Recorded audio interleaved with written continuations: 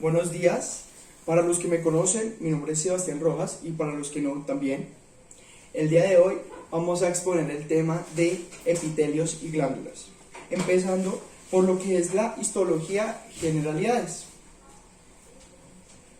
La histología es la ciencia que estudia los tejidos, sus funciones, estructuras y propiedades.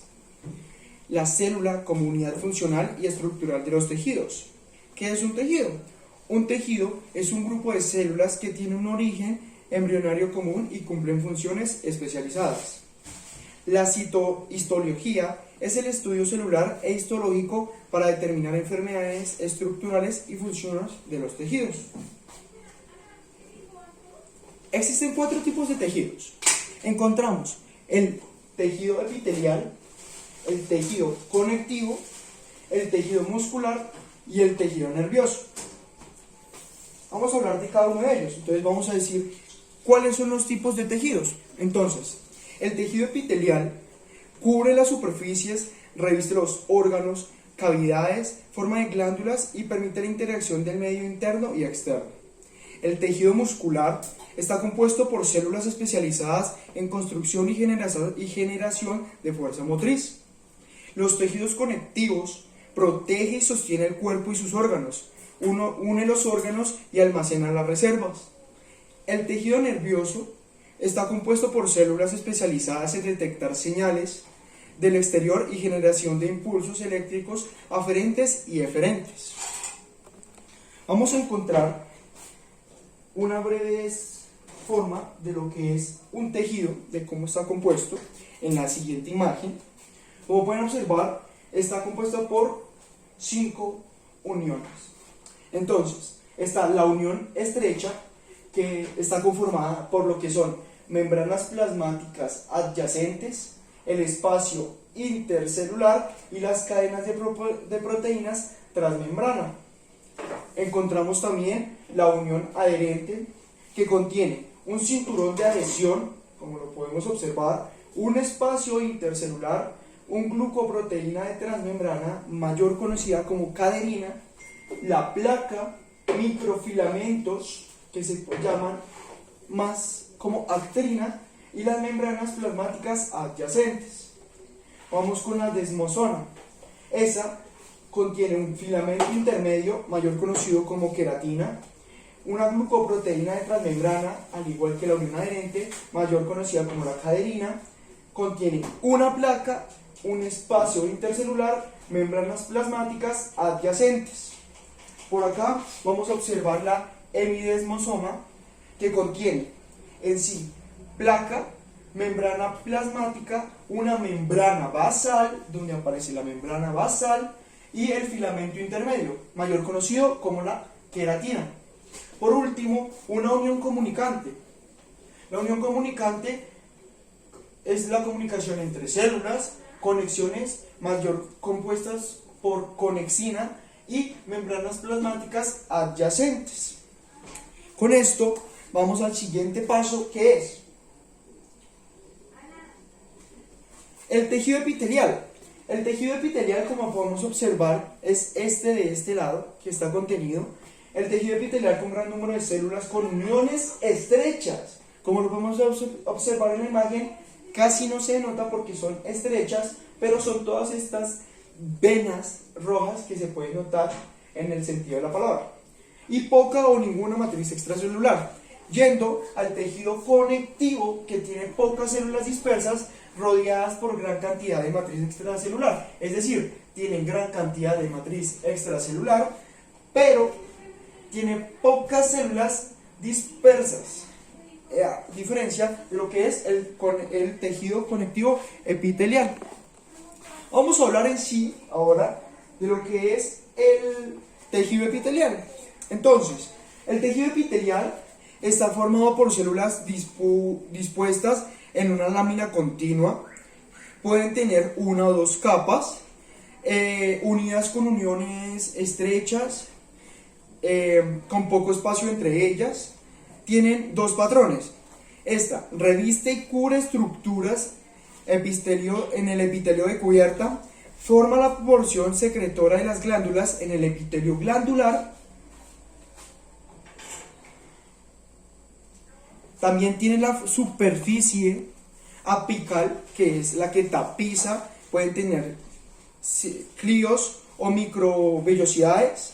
Está la superficie lateral, unidas mediante las uniones de celulares menos hemidemosomas, y la superficie basal, unida en la membrana basal por hemidemosomas. Es decir, lo podemos ver en la imagen, que cada epitelio está formado, el tejido está formado por epitelios, donde en los epitelios encontramos las superficies laterales y la superficie apical. Esta es libre.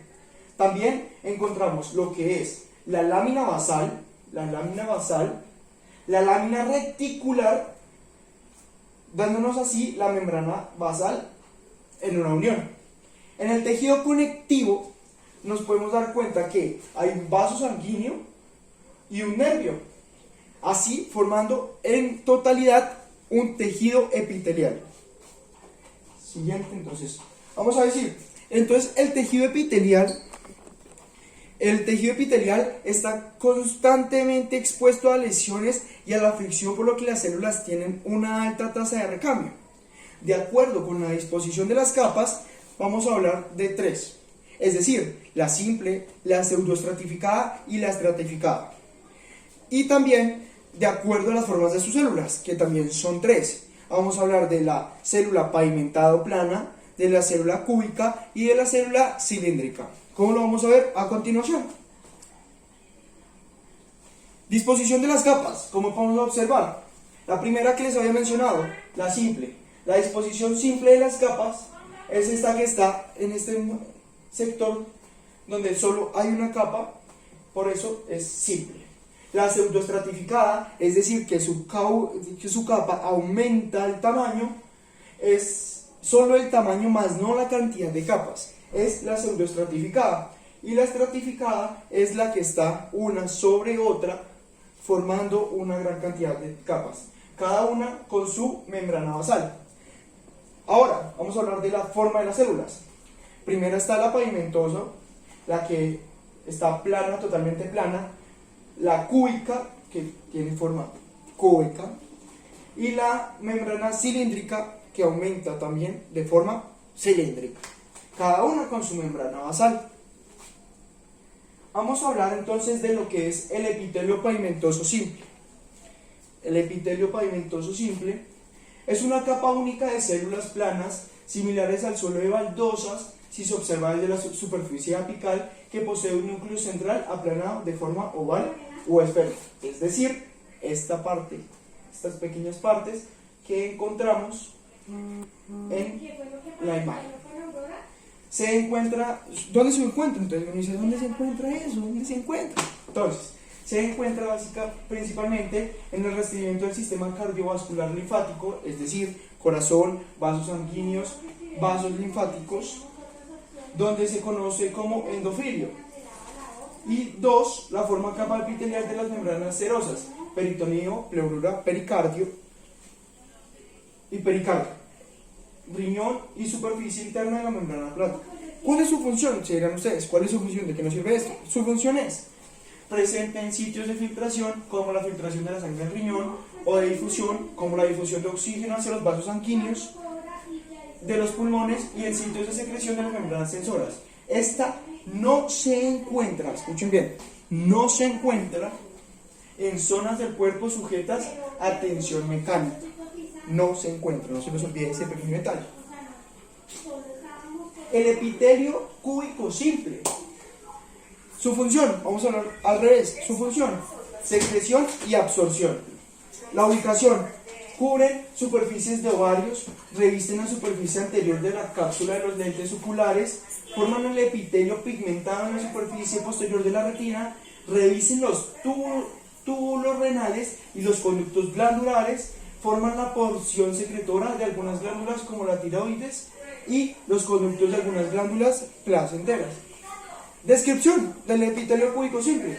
Es una capa única de células cúbicas, es una capa única, como lo podemos observar, capa única, como habíamos explicado, de células cúbicas. Su núcleo es redondo, como podemos observar, su gran núcleo es redondo y ubicación central. Ubicación central. La forma cúbica de las células se evidencia cuando se selecciona el tejido y se observa desde un costado. Una intervención acá, una notica. Las células cúbicas estrictas no pueden formar tubos. Estas células cúbicas tienen una altura similar del ancho de su base, es decir, nunca van a superar el tamaño de donde se encuentran ubicadas. Siguiente, entonces vamos a hablar del epitelio cilíndrico simple no ciliado. Este es más complejo, así que espero su atención. El epitelio cilíndrico simple no ciliado es una capa única de células cilíndricas, una capa única de células cilíndricas, como ya lo hemos explicado, con un núcleo oval cerca de su base, con un núcleo oval, estas cositas moradas, cerca de su base, contiene epiteliales cilíndricas con microvellosidades en la superficie apical, microvellosidades, como lo podemos observar, y células califormes, proyección de citoplasmáticas digitiliformes que aumentan la superficie de absorción de la membrana plasmática. La ubicación, ¿dónde se ubica? Reviste el tubo digestivo del estómago hasta el ano y son los conductos de muchas glándulas y la vesícula biliar.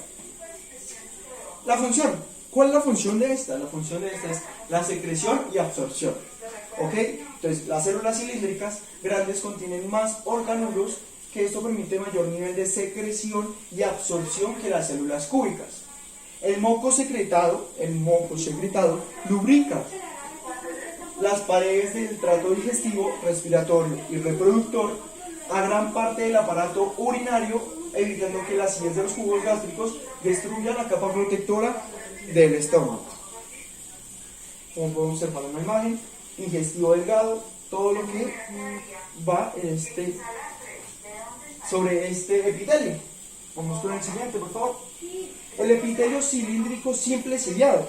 Epitelio cilíndrico simple ciliado. Este está conformado por una capa única de células cilíndricas con un núcleo oval cercano a su base. Suele tener células de caliciformes intercaladas. O sea, estas cositas de acá que podemos observar, que parecen como tubos, es la que contiene de diferente a los demás. ¿En dónde se ubica? Esta se ubica, esta reviste algunos bronquiolos, o sea, tubos pequeños, del aparato respiratorio, las trompas uterinas o el falopio, es decir, el aparato reproductor, y del útero algunos senos paranasales, y es el canal central de la médula espinal y los ventrículos cerebrales. He allí su importancia. La función. ¿Cuál es su función? Su función es que los cilios se formen de forma coordinada y se desplazan el moco y las partículas extrañas hacia la garganta, hacia el lado de la garganta, donde pueden ser exportadas o tragadas. La tos y el estornudo aumentan el movimiento de los cilios del moco, y los cilios ayudan también al movimiento del ovocito liberado por el ovario a través de las uterinas hacia el útero, es decir, todo lo que es expulsión. Vamos a hablar del epitelio cilíndrico pseudoestratificado no ciliado. ¿Cuál es su función? Absorción y secreción, simple. Ubicación, ¿dónde se ubica? Se ubica reviste el epidemio, los conductos mayores de muchas glándulas y parte de la uretra masculina. Ahí, masculina. Descripción. El epitelio cilíndrico pseudoestratificado no ciliado parece tener varias capas, pues los núcleos de sus células se encuentran en distintos niveles. Si bien todas las células no se encuentran adheridas a la membrana basal, es una capa única. Algunas no llegan hasta la superficie apical. Si se observa desde un costado, estas características dan falsa impresión de un tejido de varias capas. De ahí su nombre, epitelio pseudoestratificado, pseudo como la palabra falso, y contiene células sin cilios y carece de células califormes. Como lo podemos observar, el conducto paretodeo, el músculo manidodeo que produce, y acá la célula cilíndrica. Esta sería la forma del epitelio cilíndrico pseudoestratificado no ciliado. Membrana basal, tejido conectivo, célula basal y el epitelio como occidental. Vamos con el siguiente. El siguiente es el epitelio cilíndrico pseudoestratificado ciliado. Es decir, ¿cuál es su función? Su función es secretar mucus que atrapa las partículas extrañas y los cilios desplazan el mucus para ser eliminados del cuerpo. Es decir, esto agrupa y no agrupa entre lo blando y lo malo. Ubicación. Reviste las varias áreas de mayor parte del tracto respiratorio. Descripción. El epitelio cilíndrico pseudoestratificado ciliado parece tener varias capas, pues los núcleos celulares se encuentran en distintos niveles. Todas las células se adhieren a la membrana basal, en una única capa, pero algunas células no se extienden hasta la superficie apical. Si se observa desde el costado, estas características dan falsa impresión de un tejido con varias capas. De ahí su nombre, es decir, si yo lo observo desde acá, si yo lo observo de este lado, me va a observar una cosa totalmente diferente a lo que en realidad es. Con varias capas, de ahí su nombre de pseudoestratificado, ya que es falso. Pseudo, recordemos, igual en la palabra falso. Contiene células que se extienden hasta la superficie y secretan moco. Estas células, conocidas como la califormes o con cilios. Como podemos observar, la glándula de la tiroides, donde se ubica. Sus formas, el moco de célula califorme, los cilios, todo lo que son los cilios, la luz de la trachea y el núcleo de la célula cilíndrica ciliada. Siguiente. Vamos a hablar del epitelio pavimentoso estratificado. Epitelio pavimentoso estratificado. El epitelio pavimentoso estratificado tiene dos o más capas de las células. Las células de la capa apical, varias capas por debajo de esta, son pavimentosas. Las células de las capas más profundas varían desde cúbicas y cilíndricas. Si se pueden dar cuenta, está pavimentado pero estratificado. La unión está pavimentado pero estratificado. Su ubicación en el epitelio querantizado forma la capa superficial de la piel. El epitelio no querantizado reviste superficies húmedas, la boca, el estómago, la parte de la epiglotis, parte de la faringe y la vagina. Cubre la lengua. Su función es la protección contra la pérdida de agua, la erradicación ultravioleta, la invasión de cuerpos extraños, y ambos tipos forman primera línea defensiva contra los microbios.